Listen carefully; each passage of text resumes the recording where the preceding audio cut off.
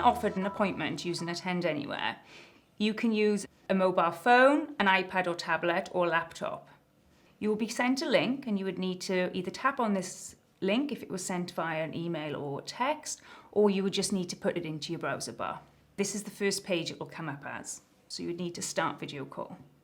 Put in your details, which would be your first name, last name, date of birth and telephone number.